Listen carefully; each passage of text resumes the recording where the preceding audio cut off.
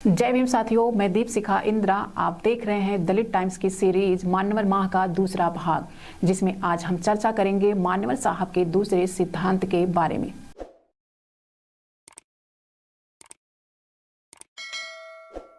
मान्यवर साहब का दूसरा सिद्धांत, जैसे लोग होते हैं उनको वैसा नेतृत्व मिलता है।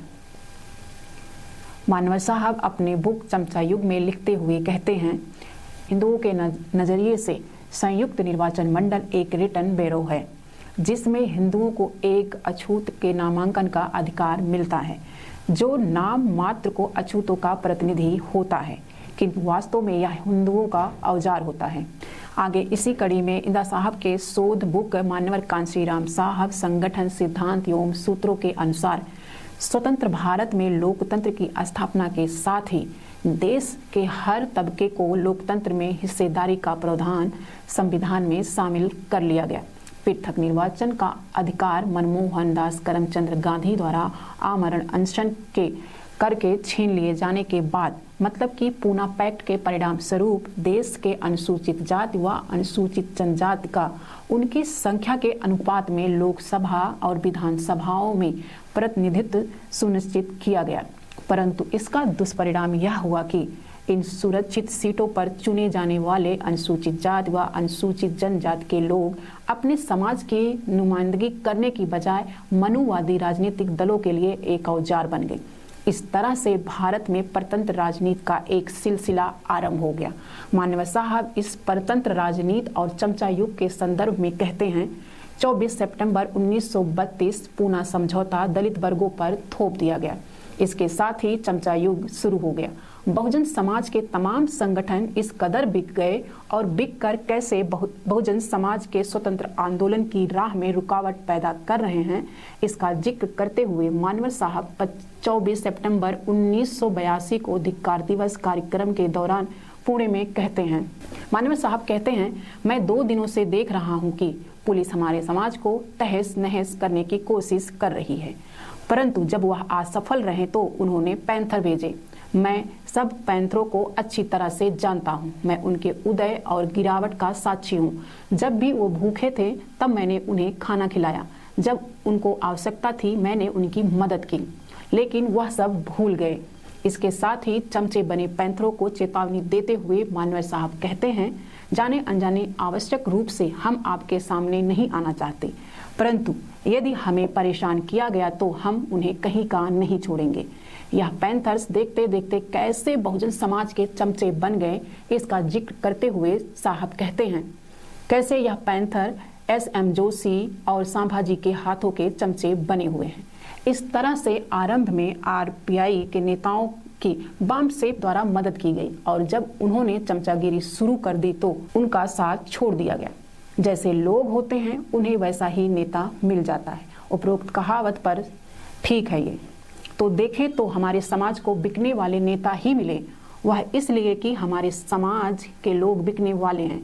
जब तक हमारा समाज बिकने वाला समाज रहेगा तब तक हमें ऐसे बिकने वाले नेता मिलेंगे। कम्युनिस्टों की एक जुलूस में देखा जाए तो 130 के स्थान पर गेहूं का भाव 160 करने की मांग कर रहे थे। यह सभी वही लोग थे जिन्हें गेहूं खाने तक का नसीब नहीं था। मान्यवर साहब ने उन लोगों के पास जाकर पूछा कि आपके पास कितने गेहूं हैं बेचने के लिए, तो उन लोगों ने बोला कि हमारे पास तो खरीदने के लिए भी गेहूं नहीं है, हमें तो यहाँ 10 रुपए देकर बुलाया गया है। हमारे विचार भिन्न हैं, क्योंकि जैसा समाज होता है उन्हें वैसा ही नेता मिल जाते हैं। अगर हमारे नेता बिकने वाले हैं तो हमारा समाज ही बिकने वाला है। अतः एक नेता बिकता है तो दूसरा नेता पैदा करना चाहिए। यह तभी संभव है जब समाज ना बिकने वाला होगा। इसके लिए हमारे समाज को अपने स्वयं के संसाधनों पर निर्भर करना चाहिए। हमारा मुख्य कार्य अपने समाज की बिकने की आदत को दूर करना है और अपने संसाधन स्वयं पैदा करना। स्वयं के संसाधन एवं स्वयं के दिमाग के बिना बाबा साहब के कार्यों के मंजिल तक नहीं पहुंच पाएंगे, क्योंकि दूसरा कोई अगर संसाधन देगा तो अपने अनुसार काम चाहेगा और उसका भला इसमें है कि बाबा साहब का कारवां आगे ना बढ़े। इसीलिए मैंने आप लोगों को इस मिशन का वास्तविकता एवं उसकी स्थिति से अवगत कराना जरूरी समझा। और जो लोग समझते हैं कि जिनकी तमन्ना है कुछ करने की, उनको आगे जाकर कार्य करना चाहिए तथा सहयोग देना चाहिए।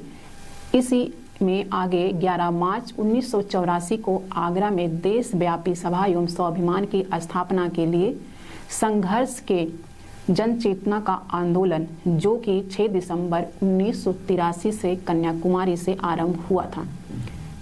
मानव साहब बोलते हुए कहते हैं कि जो लोग यह सोचते हैं कि पहले के नेता बिक गए थे और इसी प्रकार कांशीराम और उनके कार्यकर्ता भी बिक जाएंगे, तब क्या होगा। मेरा उनसे यह अनुरोध है, जो यह नहीं चाहते कि उनके नेता ना बिके, तब उन्हें चाहिए कि वह ना बिकने वाला नेता पैदा करें, और ना बिकने वाला नेता पैदा करना है तो उसके लिए ना बिकने वाला समाज बनाना होगा।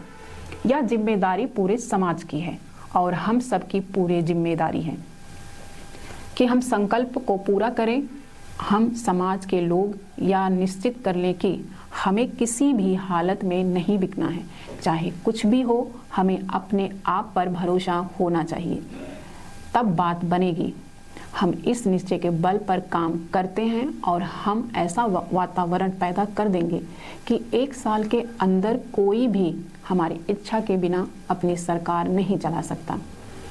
और ना बिकने वाले नेता के साथ साथ तालियां बजाने वालों की भी जिम्मेदारी है कि वह भी अपनी जिम्मेदारी को निभाएं।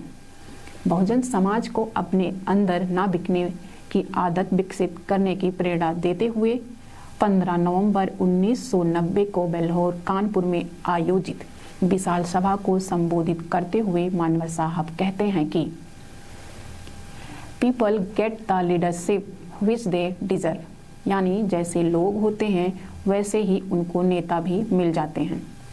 यानी बिकने वाले समाज को बिकाऊ नेता भी मिल जाते हैं। इसीलिए हमें अपनी आदत बदलनी होगी। मानव साहब आगे कहते हैं, मैंने तो देश के कोने कोने में 2400 किलोमीटर साइकिल से यात्रा करके बहुजन समाज को अपनी बिगड़ी सुधारने के लिए अपने समाज को ना बिकने वाला समाज बनाने का संदेश दिया। हमें अपनी आदत बदलनी होगी और अगर हम इस देश का शासक बनना है तो शासक जातियों जैसी आदत बनानी होगी। तो साथियों, मानव साहब के दूसरे सिद्धांत को समझें और लोगों को भी समझाएं, जिससे बहुजन समाज बहुजन महापुरुषों के आंदोलन को आगे ले जाने के साथ साथ उनके सपनों को पूरा कर सकें। तो अभी के लिए आप सभी से इजाज़त लेते हैं और मिलते हैं आपसे मानव माह के तीसरे भाग में और जानेंगे तीसरे सिद्धांत के बारे में। तब तक के लिए आप सभी को जय भीम, जय भारत।